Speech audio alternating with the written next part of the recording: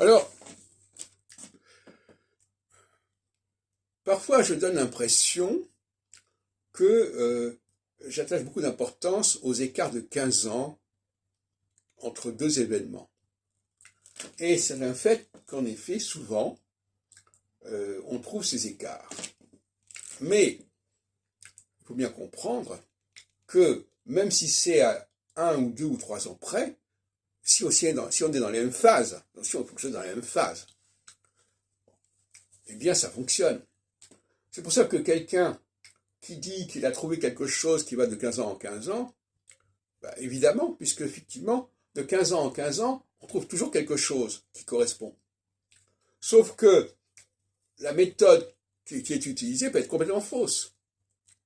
C'est le grand problème des gens qui utilisent des notions qui sont fausses, mais qui semblent fonctionner parce que c'est relayé par un autre système parallèle qui lui fonctionne.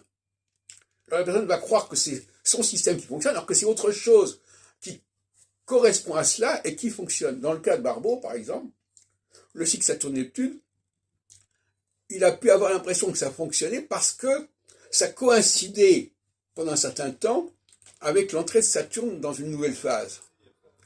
Bon, donc il faut bien comprendre qu'en astrologie,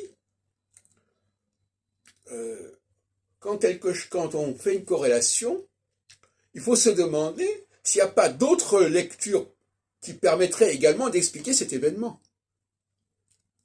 Et à ce moment-là, on se dit, attention, bon d'accord, oui, ça correspond à mon système, mais ça correspond à d'autres systèmes. Il faudrait donc considérer les autres systèmes. Et bien entendu, les gens ont des œillères, et si leur système fonctionne, ils ne vont pas aller voir si d'autres systèmes fonctionneraient aussi bien, voire mieux, pour les mêmes événements.